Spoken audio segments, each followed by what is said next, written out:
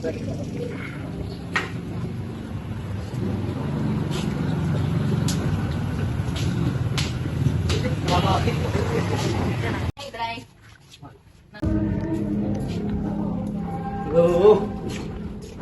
alibun sekolah ini. Ya syukurlah masih bisa sekolah. Ngapain lagi tadi? Mobile Legend. Mobile Legend orang itu, nunggu orang itu ya kan? Mana itu Mobile Legend? Gas lah gas. Sabar boy, aku pemanasan dulu dikit. Oke. Lajin. Main lah, kamu 11 cewek kau main. Main caca balik. Dari tadi kau nyampe? Baru ya nyampe nih. Udah bahas apa? Nggak ada bahasa apa sih, main ML. Main ML, matiin. Esok lah le, namanya capek udah nih. Ayo. Udah bro. Jadi dari tadi cuma main ML aja? Iya, Pit. Tadi cuma main ML aja. Nggak ada, tadi gua capek karena ngeluh karena sekolah kecapean. Sekolah capek kan? Ya kan, tinggal datang ke sekolah, uang SPP udah dibayari. Ingat zaman dulu sebelum ada sekolah. Sehingga masyarakat Indonesia banyak ditindas oleh pihak penjajah. Ya, maaf lah ya. Ya lah yuk, ayo kerjain tugasnya. Yuk. Kerjain dari mana dulu? Iya nih, kan semalam kita ada dikasih tugas kelompok. Ini udah Nela kerjakan. Sebagian, tinggal sebagiannya lagi.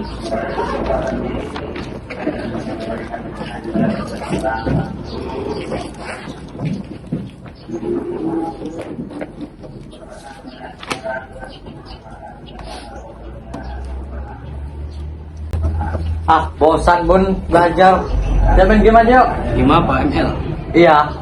Nggak main ML ya? Nggak ada. Ya.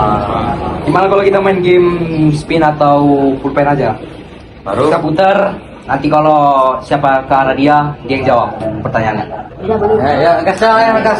Gimana nanti kalau misalnya pertanyaan itu siapa yang kalah dia akan menjawab tentang masuknya bangsa Jepang ke Indonesia. Kan sesuai dengan tugas sejarah kita. Oh iya ya, gas lah. Bila buat pertanyaannya dulu. Majukan. Nah ini pertanyaannya. Putar Askar. Ya, gas nih. Gas. Kita gas ya. Tuh, 2, 3. Oke. Mana nih? Pilih nih, kan tadi Pilih. Vira kena. Vira harus memilih pertanyaan. Bagaimana latar belakang masuknya Jepang ke Indonesia? Jadi Jepang berada di Indonesia pada tahun 1942. Latar belakang masuknya Jepang ke Indonesia yang pertama itu adanya restorasi Meiji, yaitu rangkaian peristiwa yang berakhir pada pengembalian kekuasaan di Jepang pada seorang kaisar. Restorasi Meiji berdampak besar pada industri di Jepang. Jepang bangkit sebagai kekuatan militer pada tahun 1905 dengan slogan negara makmur, militer kuat. Setelah tumbuh menjadi kekuatan baru, Jepang melancarkan serangan ke berbagai negara di Asia Tenggara dengan tujuan menguasai sumber daya alam. Pada pertengahan 1941, Amerika Serikat melancarkan embargo. Embargo adalah larangan mengenai perdagangan perniagaan kepada suatu negara. Jadi Amerika Serikat melarang penjualan minyak bumi kepada Jepang, sedangkan Jepang sangat membutuhkan minyak bumi untuk industri dan keperluan perang. Akhirnya pada tanggal 8 Desember 1941, Angkatan Perang Jepang melakukan pengeboman Pearl Harbor untuk menyerang Angkatan Laut Amerika Serikat di Pasifik. Jepang berhasil menghancurkan pertahanan Amerika Serikat. Serangan Jepang mengarah ke Filipina dan kemudian Indonesia dengan tujuan mendapatkan golongan logistik dan bahan industri perang seperti minyak bumi, timah, aluminium. Sebab persediaan minyak bumi di Indonesia mampu memenuhi kebutuhan Jepang kala itu. Naila terpilih ya. Naila. Pilih Naila. Menjelaskan proses pendudukan Jepang di Indonesia. Proses pendudukan Jepang di Indonesia awal mulanya itu terjadi pasca serangan dari Pearl Harbor yang terjadi pada Desember 1941. Akhirnya pada Januari 1942, bangsa Jepang berhasil mendarat dan juga memasuki Indonesia melalui kota Ambon. Pada saat itu juga KNI atau yang sering disebut dengan Tentara Hindia Belanda bersama dengan pasukan Australia, mereka hendak bekerja sama untuk menghalangi Jepang masuk ke Indonesia. Namun, seperti yang kita ketahui, Jepang adalah negara dengan yang manusianya memiliki kekuatan yang kuat dan juga pandai dalam peperangan, sehingga Indonesia tidak berhasil, bangsa Belanda dan juga bangsa Australia tidak berhasil dalam menghalangi Jepang. Setelah mereka berhasil masuk ke Indonesia, mereka mulai menguasai daerah Kepulauan Kalimantan dan juga daerah Tarakan dan juga Balikpapan. Pada saat itu juga, mereka mulai melakukan perjalanan ke kota Pontianak dan mulai melakukan keinginan untuk menguasai Pulau Jawa. Pada akhirnya, pada Februari 1142, Jepang mulai melakukan penyerangan kepada Pulau Jawa. Setelah berhasil menguasai daerah yang ada di Indonesia, Jepang mulai ingin menguasai juga Pulau Jawa. Akhirnya nih, untuk menghadapi Jepang, blok sekutu yang merupakan lawan dari masa Jepang yang terdiri dari Inggris, Belanda, Australia dan juga Amerika, mereka membuat suatu komando gabungan yang biasa disebut dengan ABDACOM yang terdiri dari Amerika, British, Dutch, dan juga Australia Command yang pada saat itu bermarkas di kota Sumbang, bisa itu bermarkas di kota Lembang. Nah, pasukan Jepang pada tanggal 1 Maret 1942 yang saat itu dipimpin oleh Jenderal Imamura, mereka melakukan pendaratan di Pulau Jawa. Alih-alih nih melakukan penyerangan kepada kota Jakarta, mereka telah melakukan 3 pendaratan di kota yang berbeda. Yang pertama yaitu kota Banten, kota Eretan Indramayu, dan juga kota Bojonegoro. Nah, jadi ketiga pendaratan ini sama sekali tidak diketahui oleh bangsa Belanda. Pasukan Jepang juga dengan cepat menyerbu pusat-pusat pemerintahan Belanda. Nah, pada akhirnya pada 5 Maret 1945, bangsa Jepang telah berhasil merebut kota Batavia yang saat itu merupakan pusat pemerintahan Belanda.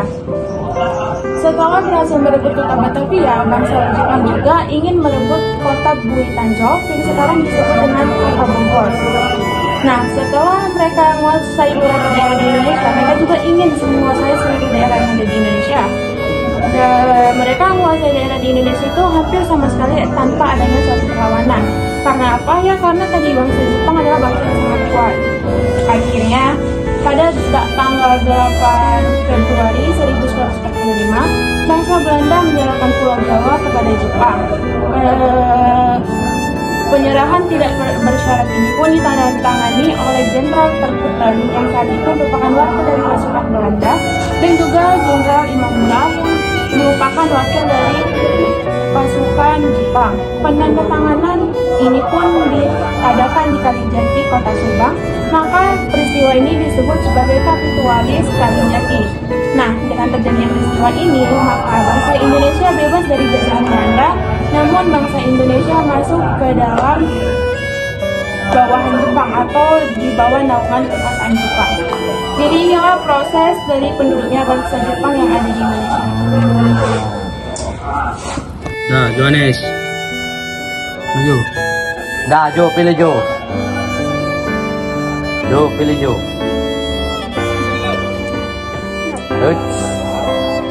Pembentukan pemerintahan sipil Jepang di Indonesia. Pembentukan pemerintahan Jepang di Indonesia. Sejak Jepang menduduki Indonesia, Jepang mengubah negara Indonesia menjadi negara yang bercorak militer. Pada pertengahan 1942, Jepang membagi Indonesia menjadi 3 pemerintahan militer, yaitu 1 pemerintahan militer Angkatan Darat Sumatera yang berpusat di Bukit Tinggi, 2 pemerintahan militer Angkatan Darat Jawa dan Madura yang berpusat di Jakarta, 3 pemerintah militer Angkatan Laut Kalimantan, Sulawesi dan Maluku yang pusatnya di Makassar. Sejak membentuk pemerintah militer, secara perlahan Jepang melakukan perubahan, yaitu dengan menetapkan lagu kebangsaan Anyang Kimigayo.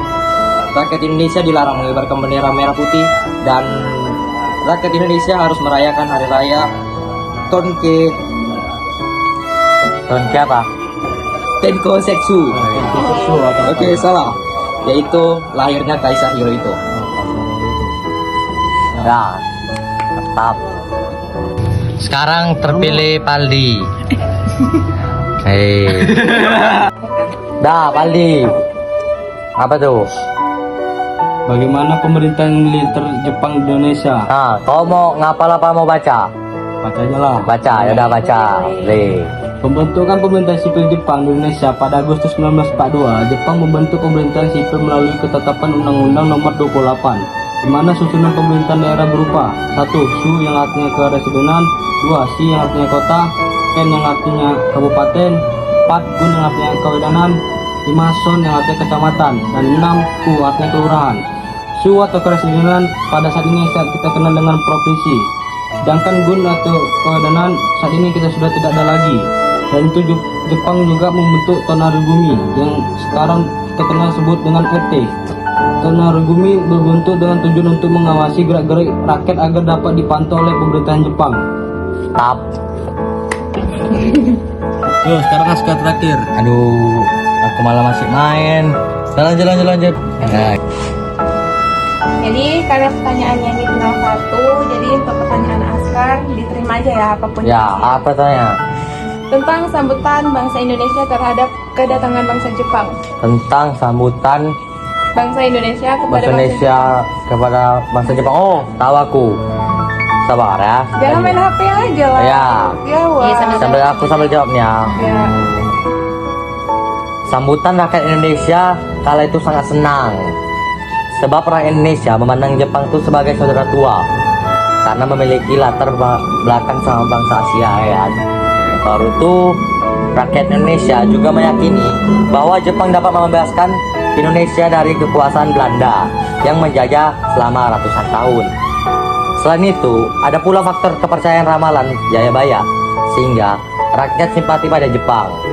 Jepang memberi janji kemerdekaan kepada Indonesia sehingga menumbuhkan harapan di hati rakyat maupun para tokoh nasional. Sabar, lagi main.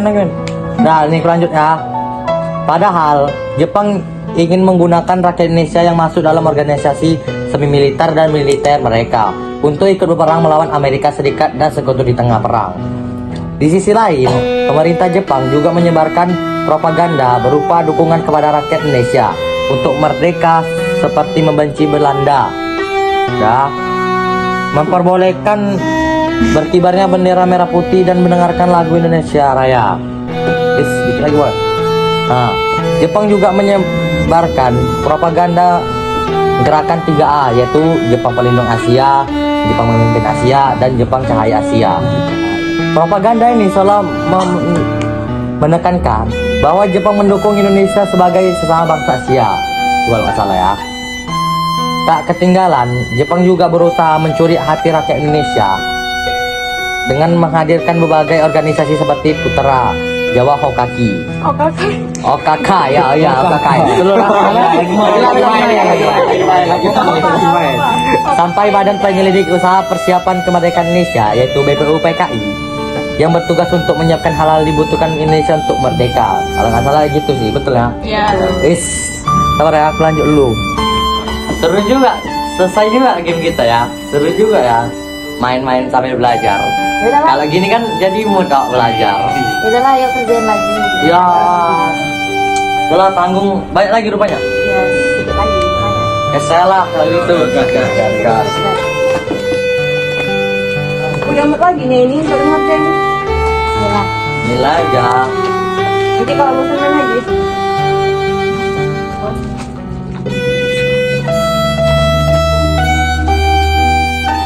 Punya pulpen.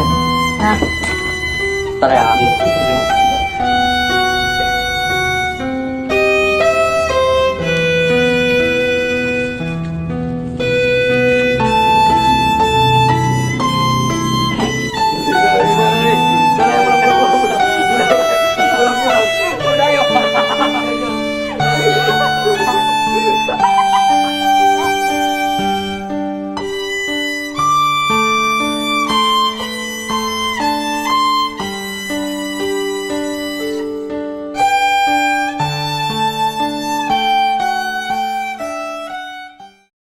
Hai kids, ini papa baru ngerjain tugas ya kids, tugas kelompok dari sejarah, yaitu Pak Agustinus. Dan ini Papa kerja sama tante-tante dan paman kamu.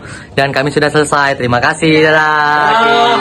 Semoga kids dapat kayak kami juga ya, dengan rajin bekerja. Ya, dadah.